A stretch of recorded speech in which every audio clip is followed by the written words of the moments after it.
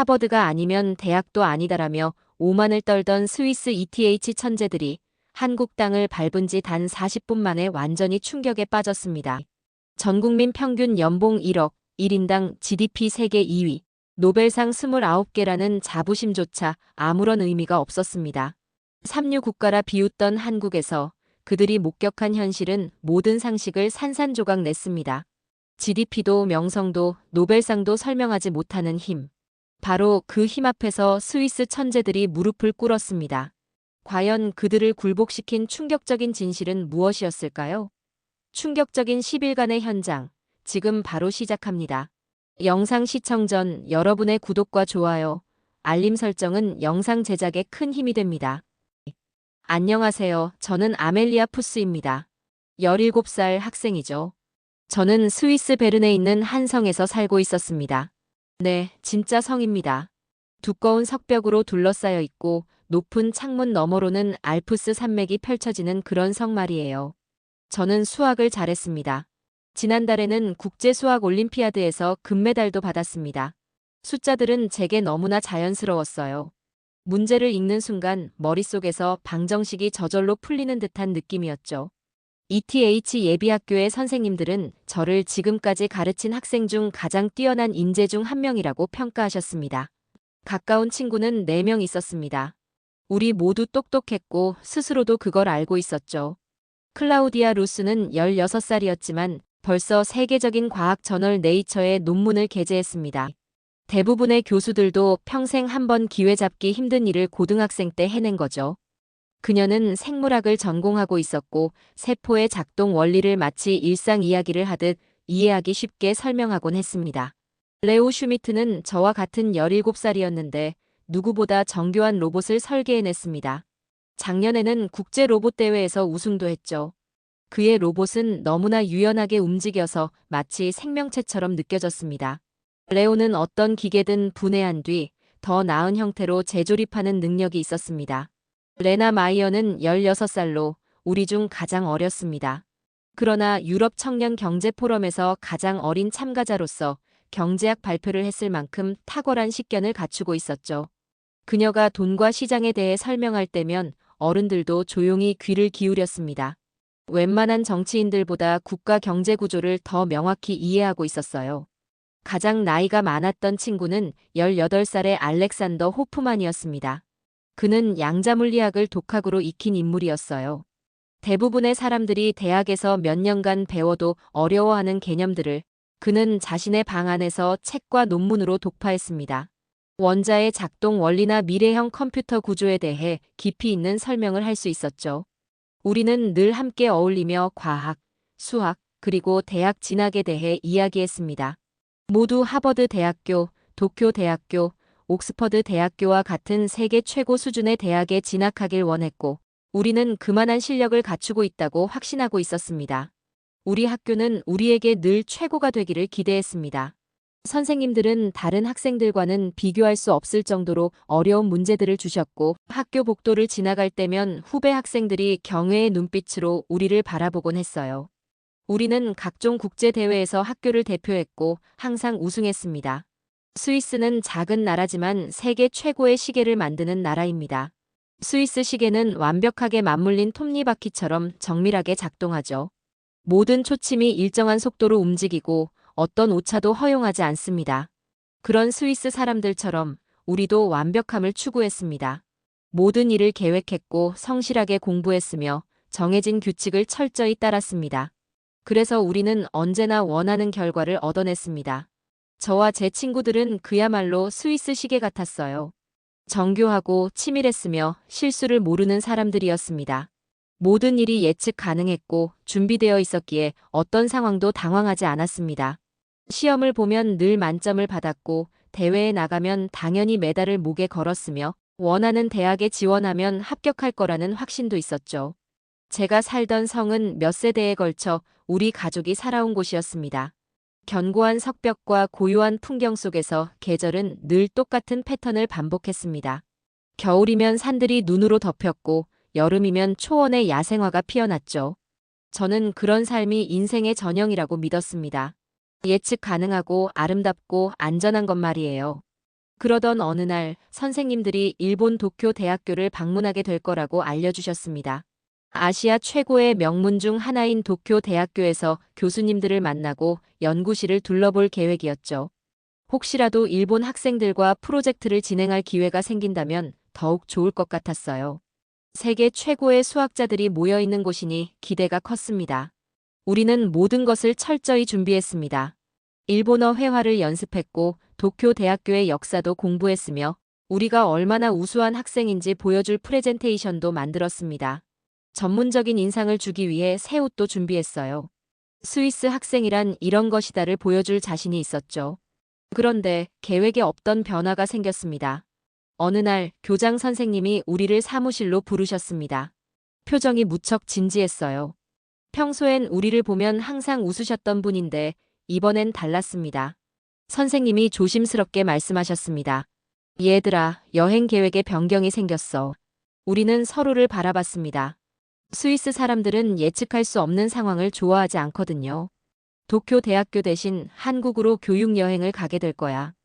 일주일 동안 카이스트와 서울 대학교를 방문할 예정이다. 한국이요? 한국은 한 번도 생각해 본 적 없는 나라였습니다.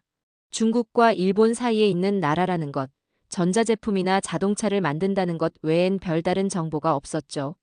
왜 일본 대신 한국으로 가야 하는 걸까요? 레나가 먼저 물었습니다. 교장 선생님, 그곳에서 무엇을 배울 수 있나요? 한국 경제는 일본이나 스위스보다 훨씬 작잖아요. 알렉산더도 덧붙였습니다. 한국 학생들은 하루에 14시간씩 공부한다고 들었어요. 그렇게 긴 시간 동안 공부하는 게 과연 효율적일까요? 교장 선생님은 조용히 고개를 끄덕이셨어요. 그런 질문이 나올 줄 알았다. 하지만 이번 여행은 단지 대학 방문이 아니라 교육과 기술을 바라보는 새로운 시각을 배울 기회다. 카이스트는 아시아 최고의 공과대학 중 하나고 서울대학교도 세계적으로 인정받는 대학이지.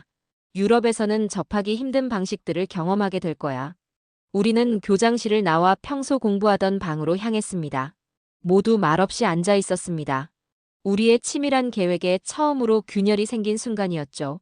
거기서 뭘 하게 될까? 레오가 조심스럽게 물었습니다. 아마 문화체험 같은 걸 하게 되지 않을까? 레나가 말했어요.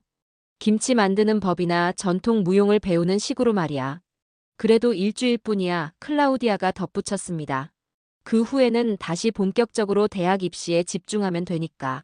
그날 밤 저는 가방을 쌌습니다. 옷을 정리하고 공책을 챙기며 머릿속이 복잡해졌어요. 이 여행은 우리 계획에 없던 변수였습니다. 한국은 우리가 목표로 삼은 대학 리스트에 포함된 나라가 아니었죠. 왜 이 일이 우리에게 도움이 될지 아직 이해되지 않았습니다. 성의 창문 너머로 보이는 산들은 여느 때와 다름없이 고요하고 안정적으로 서 있었습니다. 강인하고 영원하며 예측 가능한 풍경이었죠. 이번 여행도 그랬으면 좋겠다고 생각했습니다. 다음에 어떤 일이 펼쳐질지 미리 알 수 있기를 바랐어요. 하지만 제가 한국에서 마주하게 될 것들은 전혀 예상과 달랐습니다. 모든 것이 달랐고 저는 완전히 틀린 생각을 하고 있었던 겁니다. 비행기가 인천공항 활주로에 덜컹거리며 착륙했을 때 그 충격에 잠에서 깨어났습니다. 스위스에서 한국까지 이어진 긴 비행 동안 거의 내내 잠들어 있었거든요.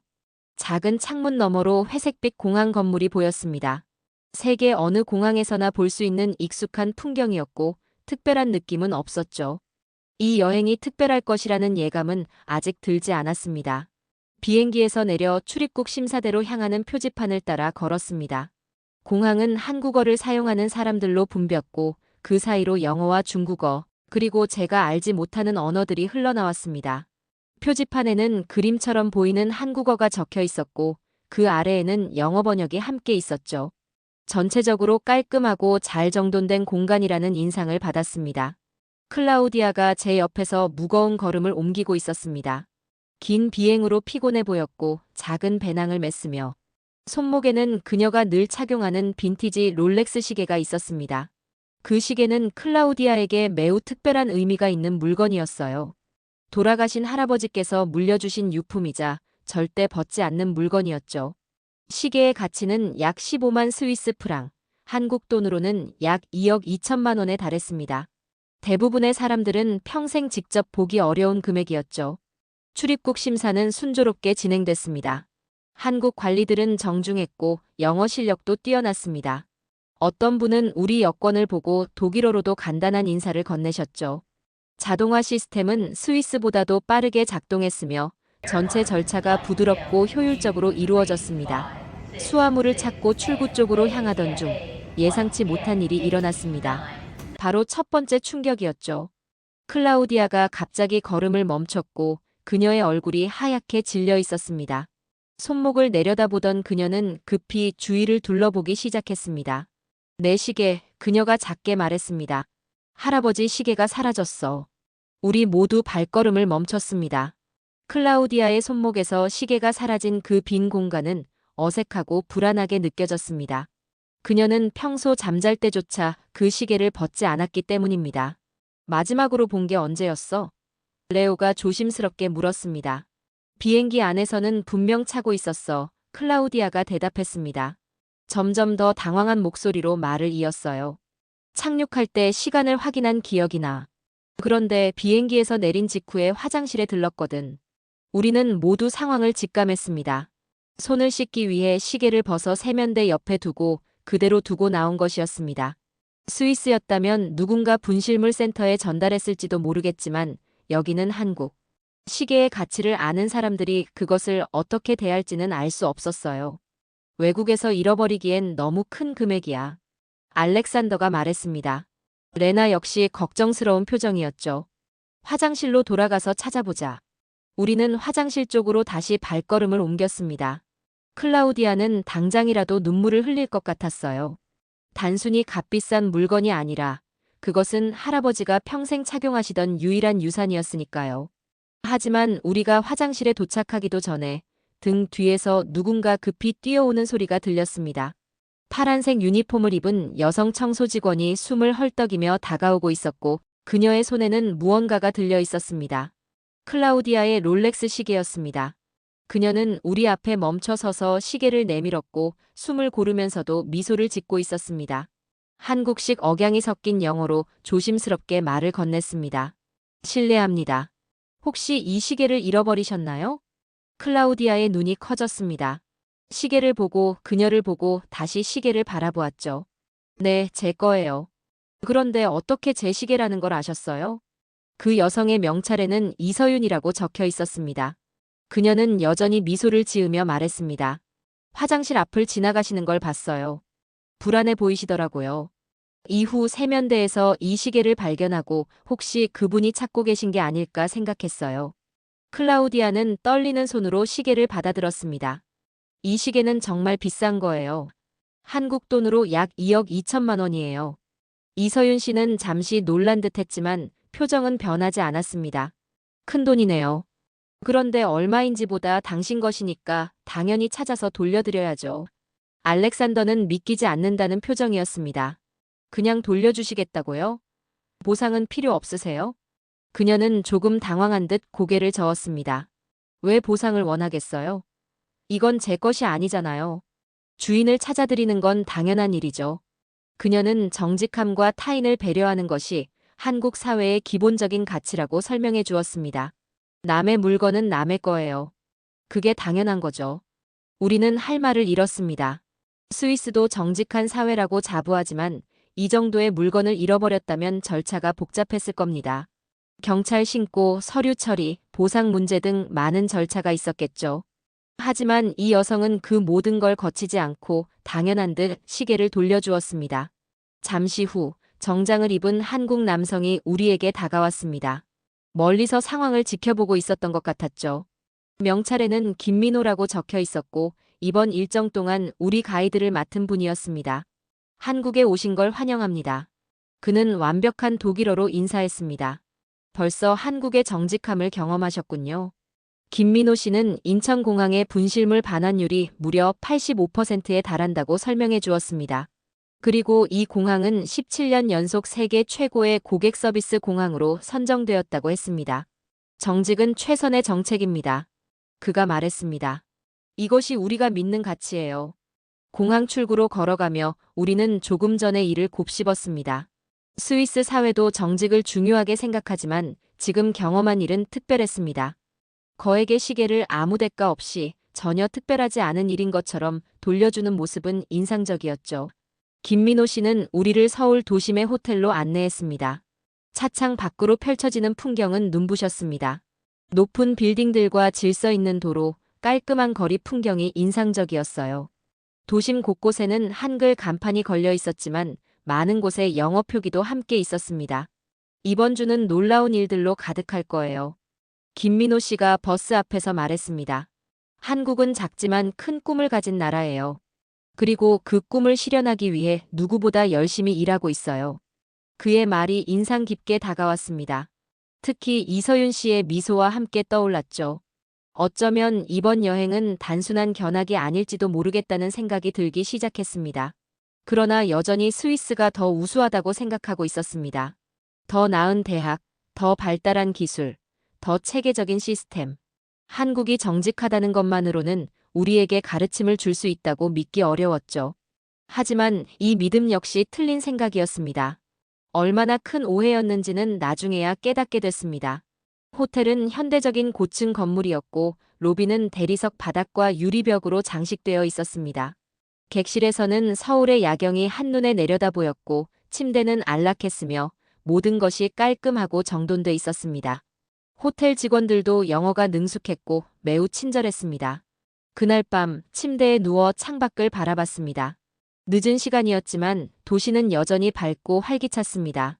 네온사인과 고층 빌딩들, 거리를 바쁘게 오가는 차량들까지 서울은 결코 조용히 잠드는 도시가 아니었습니다.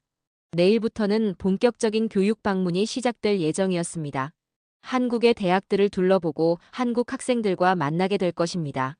그들이 정말로 소문처럼 우수한지, 그리고 이 여정이 우리의 계획에 어떤 변화를 가져다 줄 수 있을지 궁금해졌습니다. 그리고 저는 다시 클라우디아의 시계와 그것을 돌려주며 미소 짓던 이서윤 씨의 얼굴을 떠올렸습니다. 그 미소는 오래도록 기억에 남을 것 같았어요. 꿈에서는 여전히 스위스의 성에 있었고 변함없는 산을 바라보고 있었습니다. 하지만 눈을 뜨면 저는 서울에 있었고 모든 것이 조금씩 변하고 있었습니다. 서울에서의 첫날 밤 쉽게 잠들 수 없었습니다. 스위스에서의 긴 비행 여파로 몸의 시계가 완전히 뒤틀려 있었죠. 호텔방에서 시계를 계속 들여다봤지만 숫자들이 현실감 있게 다가오지 않았습니다. 제 뇌는 아침이라고 주장하고 있었지만 창밖은 어둠에 잠겨 있었습니다. 새벽 3시가 되자 결국 잠드는 것을 포기하고 옷을 챙겨 입은 뒤 로비로 내려갔습니다. 조용한 분위기였지만 조명은 여전히 켜져 있었고 통유리 너머로 보이는 거리에는 자동차들이 달리고 있었습니다. 많은 건물들의 창에도 불이 꺼지지 않은 채 빛나고 있었죠. 그곳에서 레오와 알렉산더를 마주쳤습니다. 두 사람 모두 저처럼 시차로 인한 피로와 혼란에 잠을 이루지 못한 듯 보였습니다. 너도 잠 못 잤구나? 레오가 말했습니다. 몸은 자야 한다고 하지만 머리는 낮이라고 우기고 있어. 그들 옆에 앉으며 대답했죠. 알렉산더는 창밖을 바라보며 말했습니다. 이 도시 좀 봐. 새벽 3시인데 저녁 같잖아. 결국 밖으로 나가보기로 했습니다. 스위스에서는 대부분의 가게가 밤 10시면 문을 닫고 자정이면 거리는 조용해지죠. 하지만 서울은 달랐습니다. 새벽 3시인데도 여전히 살아 움직이는 도시였습니다. 호텔 맞은편에 있는 편의점이 눈에 들어왔습니다. 밝은 조명 아래에서 사람들이 음식과 음료를 고르고 있었죠. 스위스에서는 상상할 수 없는 광경이었습니다. 문 닫을 시간이 훨씬 지난 시각이었는데도 이곳은 바쁘게 돌아가고 있었습니다. 안으로 들어가 보았습니다. 작고 좁은 공간이었지만 진열대에는 다양한 생필품들이 빼곡히 채워져 있었습니다. 음식과 음료는 물론 약, 충전기, 심지어 옷까지도 있었습니다. 한쪽 구석에는 작은 테이블들이 놓여 있었고 몇몇 사람들은 플라스틱 용기에 담긴 음식을 먹고 있었습니다. 정장을 입은 남성이 도시락을 먹고 있었고 간호사복을 입은 여성은 커피를 마시며 신문을 읽고 있었습니다. 젊은 남녀 두 사람은 라면을 나눠 먹으며 조용히 이야기를 나누고 있었죠. 이게 항상 이런가요? 점원에게 영어로 물었습니다. 점원은 웃으며 고개를 끄덕였습니다. 야간 근무나 늦은 업무를 마친 분들이 많아요. 그런 분들을 위해 편의점은 24시간 운영되고 있어요. 음료를 구입해 다시 거리로 나왔습니다. 몇 블록을 걷는 동안 곳곳에서 또 다른 편의점들이 보였습니다. 모두 밝은 조명을 켜고 손님들을 맞이하고 있었고 인근 식당들 역시 불을 밝히고 영업 중이었습니다. 그때 오토바이 한 대가 우리 곁에 멈춰 섰습니다. 배달 상자가 달린 오토바이를 탄 남성이었고 이름표에는 김도연이라고 적혀 있었습니다. 실례합니다.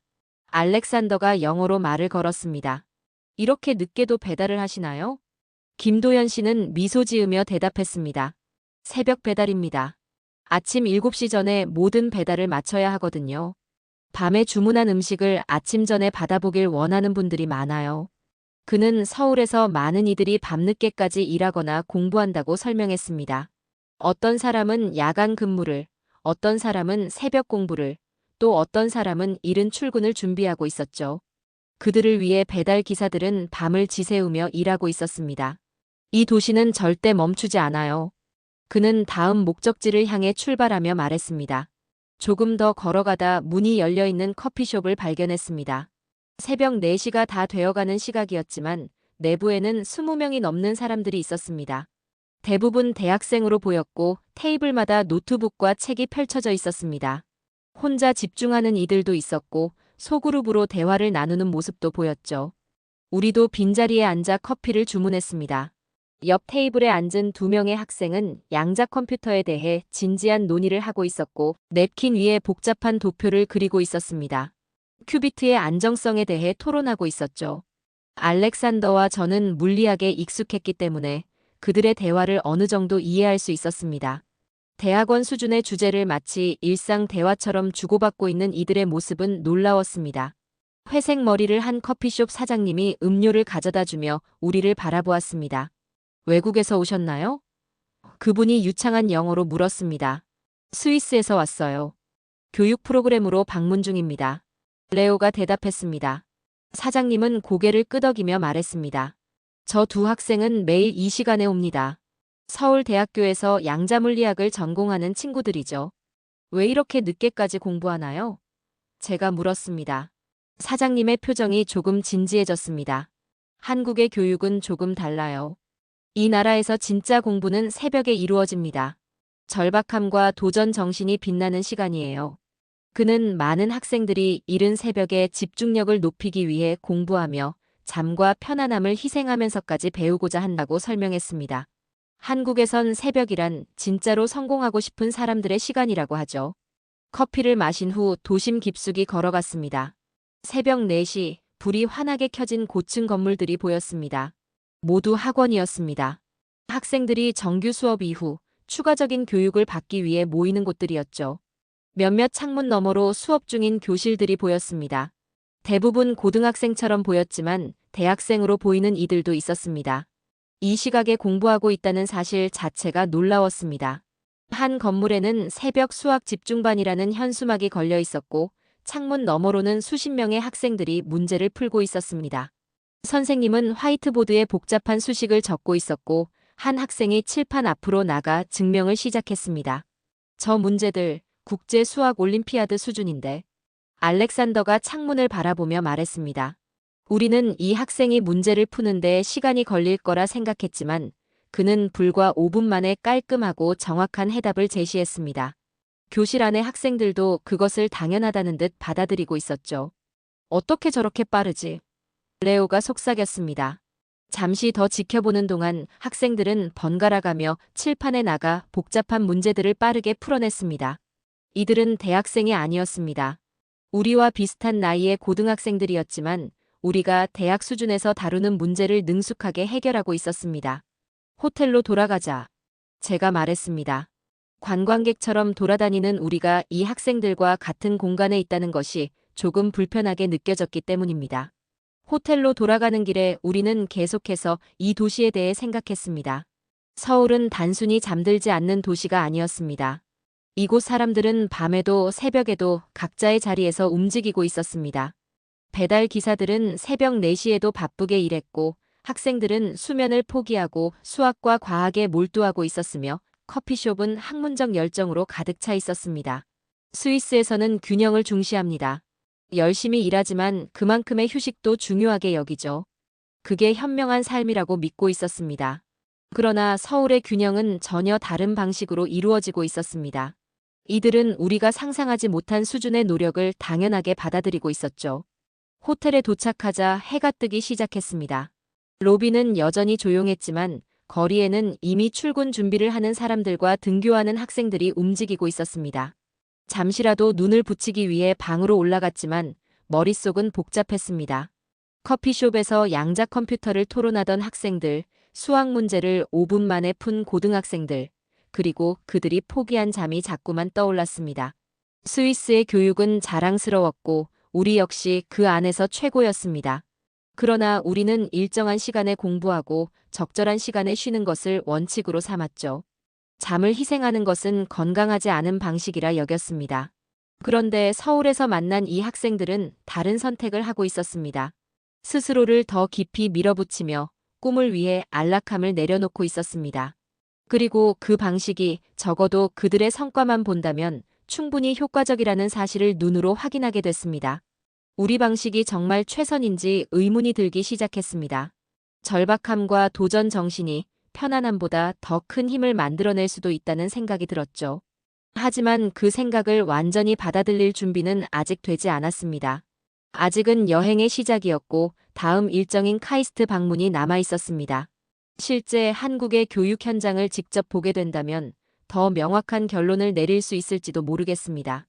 서울 하늘에 아침 햇살이 퍼지는 것을 보며 잠에 들었습니다. 다음 날 아침, 우리는 카이스트로 향하는 버스에 올랐습니다. 카이스트는 한국과학기술원으로 가이드 김민호 씨는 이곳이 아시아 최고의 공과대학 중 하나라고 설명해 주었습니다. 궁금증은 있었지만 큰 걱정은 들지 않았습니다. 우리는 ETH 예비학교 소속이었고 국제대회에서 수차례 우승한 경험도 있었기에 실력을 증명할 준비는 되어 있었거든요. 카이스트 캠퍼스는 현대적이고 정돈된 인상을 주었습니다. 유리와 강철로 구성된 고층 건물들이 시야에 들어왔고 학생들은 노트북과 두꺼운 전공서를 들고 분주히 이동하고 있었습니다. 집중된 분위기는 익숙했지만 규모와 에너지 면에서는 우리 학교를 훨씬 상회했습니다. 우리는 곧 있을 토론 대회를 앞두고 있었습니다. ETH 학생들과 카이스트 학생들이 한 팀씩 나뉘어 기후변화 해결 방안과 그에 따른 경제 분석을 주제로 발표와 토론을 진행하는 자리였죠. 우리에게는 매우 익숙한 주제였고 몇 주 전부터 관련 발표를 준비해왔습니다. 최신 논문과 통계 자료, 수학적 모델과 시뮬레이션을 총동원해 완성도 높은 자료를 마련해 두었죠. 토론실에 들어서자 약 50명의 청중이 자리를 채우고 있었습니다. 카이스트 교수진과 학생들, 외부 방문자들도 보였고 무대 앞쪽에는 각 팀을 위한 연단이 마련돼 있었습니다. 카이스트 학생들은 이미 도착해 있었습니다. 또래로 보이는 5명의 학생들이었고 평범한 복장에 긴장한 기색 없이 자연스러워 보였습니다. 그 모습만 보면 이들이 우리를 압도할 거라고 예상한 사람은 아무도 없었을 겁니다.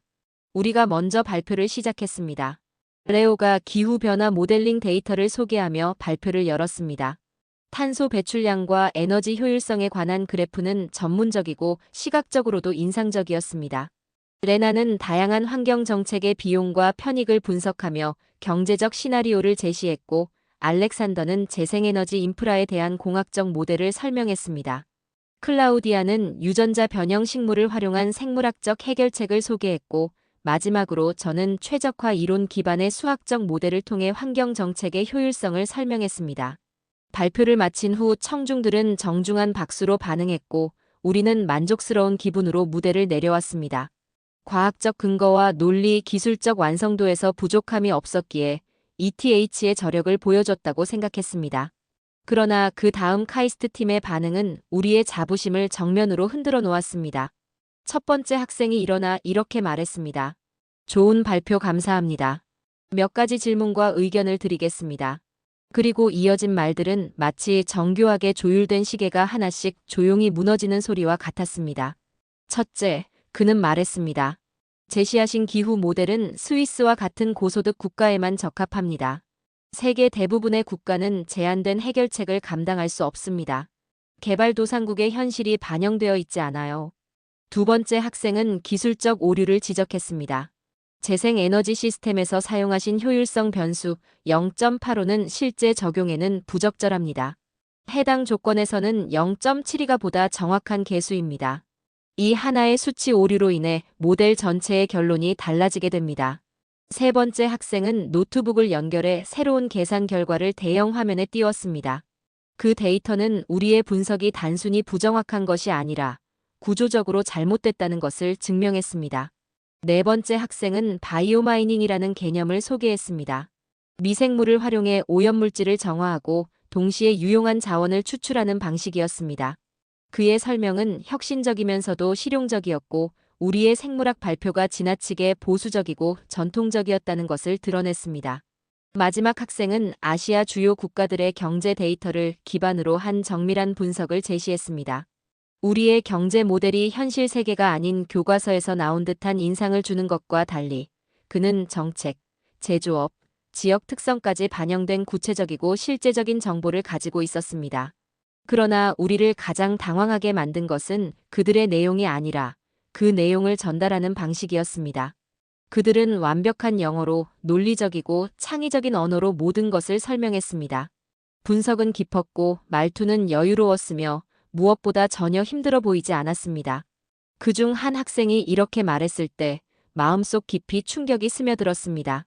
저희는 대부분 유튜브 영상과 온라인 강의로 영어를 배웠습니다. 여러분의 논문을 분석하고 다른 분야의 아이디어들과 융합하여 보다 나은 해결책을 고민했습니다. 유튜브 영상이라고요. 정식 교육이 아닌 인터넷 자원을 통해 우리보다 유창한 영어 실력을 갖추고 우리 연구의 약점을 꿰뚫어 본 것이었습니다. 이후 이어진 질의응답 시간에서도 카이스트 학생들은 청중들의 질문에 자신감 있고 정확하게 답변했지만 우리는 준비되지 않은 질문 앞에서 당황하며 답변에 애를 먹었습니다. 철저히 준비했다고 믿었던 우리의 전략은 그들과 같이 다르게 사고하는 학생들에 대한 대비는 하지 못하고 있었던 것이었습니다.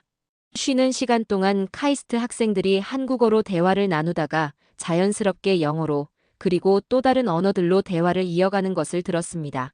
마치 수학의 다른 분야들을 넘나들듯 그들은 언어의 장벽조차 자유롭게 넘나들고 있었죠. 우리는 이것을 글로벌 수용성이라고 부릅니다. 그들 중 한 명이 말했습니다. 한국뿐만 아니라 서구 과학, 아시아 철학, 세계 경제까지 모두 배웁니다. 하나만 배우는 게 아니라 세계 전체를 공부합니다. 그 순간 깨달았습니다. 우리가 스위스 교육의 정교함과 우수성을 자랑하는 동안 그들은 모든 것을 받아들이고 소화한 다음 새로운 지식으로 다시 구축하고 있었던 겁니다. 토론이 끝난 후 우리는 카이스트 내 여러 연구실을 방문했습니다. 그러나 그 경험은 우리의 패배를 더욱 분명하게 만들어주는 시간이었습니다. 인공지능 연구실에서는 알츠하이머병을 조기에 진단하는 시스템을 개발 중이었고 로봇공학 연구실에서는 레오가 만든 로봇보다 훨씬 더 유연하게 작동하는 관절 기술을 선보였습니다. 생물학 연구실에서는 크리스퍼 기술을 활용한 신약 개발이 진행 중이었고 양자 컴퓨팅 연구실에서는 기업에서도 아직 구현하지 못한 미래형 칩을 학생들이 직접 개발하고 있었습니다. 한 교수님은 조용히 우리 곁을 걸으며 설명했습니다. 유럽은 오랜 전통과 안정적인 자금을 가지고 있죠. 한국은 그 대신 절박함과 속도를 무기로 삼습니다. 매일 증명해야 하기 때문에 불가능하다고 여겨지는 일에 도전합니다. 그 말은 명확하고도 깊게 다가왔습니다. 스위스의 과학은 신중하고 체계적입니다. 수백 년의 전통 속에서 검증된 방식으로 지식을 다져왔습니다. 반면 이곳의 연구는 끊임없이 앞으로 나아가고 있었습니다. 안정성보다 가능성, 보수적 접근보다 과감한 융합이 이들을 움직이고 있었습니다. 또 다른 교수님은 이렇게 말했습니다. 우리는 하버드의 역사나 옥스퍼드의 명성과는 경쟁할 수 없습니다. 그래서 혁신과 의지로 경쟁하죠. 카이스트를 떠나 서울로 돌아오는 버스 안은 침묵으로 가득했습니다. 처음 한국에 도착했을 때만 해도 우리는 스위스의 지적 우수성을 한국에 증명하러 왔다고 생각했지만 실제로는 유튜브로 영어를 배우고 우리보다 더 깊이 있는 분석과 문제 해결력을 갖춘 학생들에게 완전히 압도당하고 말았습니다. 그날 밤 저녁 식사 자리에서 드디어 우리는 말문을 열기 시작했습니다. 우리 선생님들도 못 찾은 오류를 그들이 몇 분 만에 짚어냈어. 알렉산더가 말했습니다. 그들의 영어는 내가 아는 일부 원어민보다도 더 자연스러웠어. 클라우디아가 덧붙였습니다. 연구 내용도 우리가 본 어떤 스위스 대학 연구보다도 앞서 있었어. 레오가 조용히 말했습니다. 저는 제 수학 발표에서 카이스트 학생들이 지적한 근본적 오류를 되새겼습니다. 단순한 계산 실수가 아니었습니다.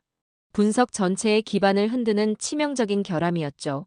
스위스 교수진도 알아차리지 못한 오류를 한국 학생들은 정확히 지적했던 것입니다.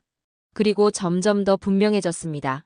이 학생들은 단순히 한 분야에 집중하는 것이 아니라 언어, 문화, 철학, 과학, 경제 모든 것을 연결해 공부하고 있었습니다. 우리가 스위스식 사고방식에만 익숙해 있는 동안 이들은 전 세계의 아이디어를 융합해 자신만의 방식으로 미래를 만들어가고 있었던 것입니다. 이제 저는 의문을 품기 시작했습니다. 스위스의 방식이 정말 세계 최고일까? 절박함으로 새벽을 선택하는 학생들, 지역에 뿌리내리면서도 세계를 바라보는 시선을 가진 이들, 우리가 배우지 못했던 중요한 무언가가 그들에게 있는 것은 아닐까? 하지만 아직 모든 것이 끝난 것은 아니었습니다. 내일은 삼성 본사를 방문할 예정이었습니다. 이 작은 나라가 어떻게 전 세계 기술 산업을 이끄는 위치에 올라설 수 있었는지를 이해할 수 있는 열쇠가 어쩌면 그곳에 있을지도 모른다고 생각했습니다. 평택에 위치한 삼성전자 반도체 공장은 제가 본 어떤 시설보다도 압도적인 규모를 자랑했습니다. 서울 여의도 면적에 맞먹는 넓이였고 버스가 정문에 도착했을 때도 단지의 끝이 보이지 않았습니다.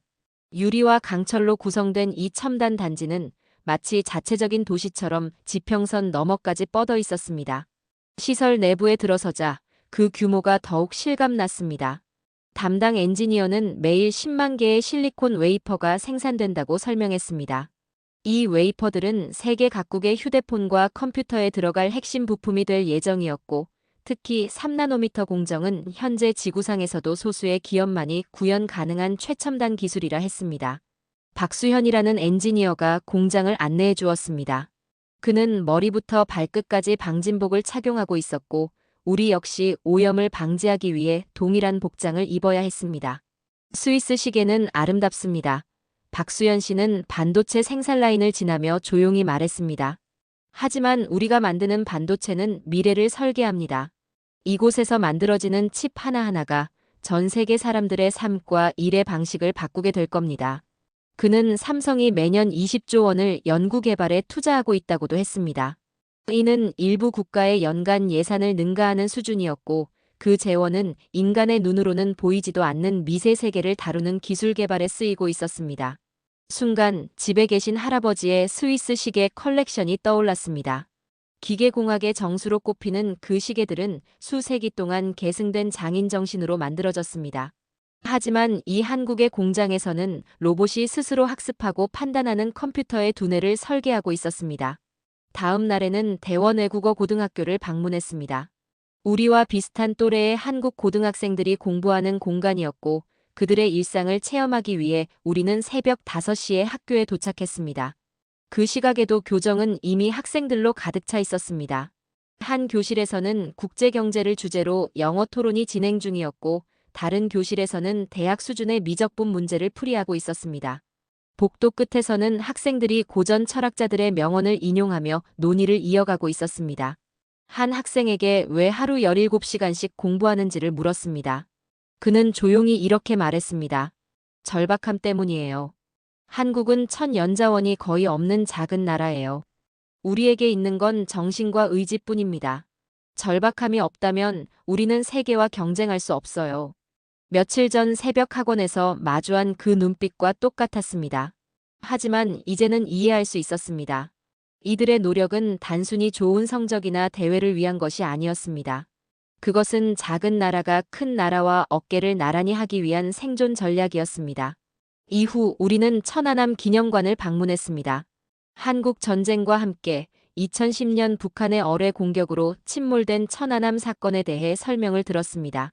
당시 46명의 젊은 해군이 목숨을 잃었고, 유가족과 동료 장병들은 여전히 전쟁이 끝나지 않았다고 말했습니다.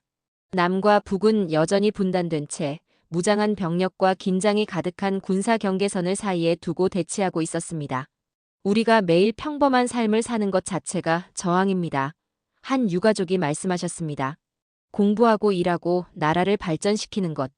그것이 우리를 위협하는 이들에 맞서는 방법입니다. 그 말을 들으며 저는 처음으로 한국 학생들이 공부하는 이유를 온전히 이해하게 되었습니다. 그들은 단지 대학 입시를 준비하는 것이 아니었습니다. 무기를 들지 않고도 나라를 지키는 방법, 바로 지식과 의지를 통해 그 역할을 수행하고 있었던 겁니다. 이후 참가한 한강 마라톤 축제는 한국 사회의 또 다른 면모를 보여주었습니다. 서울 시내 곳곳을 가로질러 5만 명이 함께 달렸습니다. 전문 마라토너뿐 아니라 직장인, 학생, 노인, 심지어 휠체어를 탄 참가자들도 함께였죠. 가이드 러너들은 시각장애인을 돕고 있었고, 암 생존자들은 치료 극복의 메시지를 담은 셔츠를 입고 달리고 있었습니다. 한 88세 노인이 결승선을 통과할 때 어린이들이 환호하며 그에게 물을 건넸습니다. 이 경주는 단순한 스포츠 이벤트가 아니었습니다. 공동체 전체가 함께 움직이고 서로를 응원하며 아무도 뒤처지지 않도록 손을 내미는 사회를 보여주는 상징적 장면이었습니다. 경복궁에서는 600년 전 왕들이 거주하던 건물들을 둘러보았습니다. 그러나 그 궁궐을 둘러싸고 있는 서울의 스카이라인은 전자 광고판과 유리 빌딩으로 가득했습니다. 전통 한복을 입은 관광객들이 스마트폰으로 사진을 찍는 모습은 과거와 미래가 공존하는 장면이었죠. 동대문 디자인 플라자에 이르자 곡선형 외관과 LED 조명으로 장식된 건축물은 마치 도시 한복판에 착륙한 우주선처럼 보였습니다. 그 안에서는 전통 공예와 최첨단 기술이 결합된 전시회가 열리고 있었습니다. 가이드 김민호 씨는 그 장면을 바라보며 말했습니다. 이것이 바로 한국의 방식입니다. 우리는 과거를 지우지 않고 미래 속에 함께 담아냅니다. 전통과 진보 사이에서 선택하지 않습니다. 둘 다 선택하죠. 마지막 날, 인천공항으로 향하는 버스에 앉아 서울을 마지막으로 바라봤습니다. 불과 일주일 전, 이 도시가 우리에게 가르쳐 줄 것이 없을 거라 생각했지만, 이제는 확실히 말할 수 있었습니다.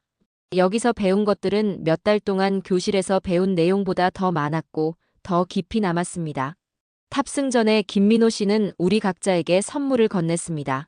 전통 한국 매듭에 삼성 갤럭시 워치가 연결된 손목 장식이었습니다. 과거와 미래를 함께 착용하세요. 그가 말했습니다. 비행기가 활주로를 이륙할 때 저는 집으로 돌아가 이 이야기를 어떻게 전해야 할지 고민했습니다. 한 번도 생각해 본 적 없던 나라가 제 인생 전반에 걸쳐 믿고 있던 교육과 성공의 기준을 뒤흔들었다는 것을 어떻게 설명할 수 있을까요? 우리가 만난 한국 학생들은 본질적으로 우리보다 더 똑똑한 건 아니었습니다. 하지만 그들은 더 절박했고, 더 넓게 생각했고, 더 많은 것을 희생할 각오가 되어 있었습니다. 그들의 17시간 공부는 강요된 선택이 아니라 자신보다 더 큰 무언가를 만들기 위한 자발적 선택이었습니다. 스위스는 여전히 제 고향입니다. 알프스 산맥과 오래된 성, 정교한 시계들은 제가 누구인지 설명해주는 일부입니다. 하지만 지금 저는 거기에 새로운 무언가를 더하게 되었습니다. 편안함 대신 절박함을, 안전함 대신 도전을, 개인적 성공 대신 공동체의 꿈을 선택한 사람들의 정신 말입니다. 베른의 성으로 돌아가면 저 역시 해 뜨기 전 책상 앞에 앉을 생각입니다. 어쩔 수 없이가 아니라 이제는 알기 때문입니다. 진정한 변화는 절박한 의지에서 비롯된다는 것을요. 심지어 스위스의 산조차도 그런 정신 앞에서는 움직일 수 있다는 사실을요. 그리고 한국은 작지만 결코 작은 나라가 아니었습니다. 크기보다 중요한 건 꿈의 크기와 그것을 실현하려는 의지라는 것을 이 작은 나라가 분명히 보여주었습니다. 오늘의 사연은 여기까지입니다. 긴 영상 끝까지 시청해주셔서 정말 감사합니다. 저희는 다음에 더 놀랍고 감동적인 사연으로 찾아뵙겠습니다. 항상 행복하세요, 여러분. 감사합니다.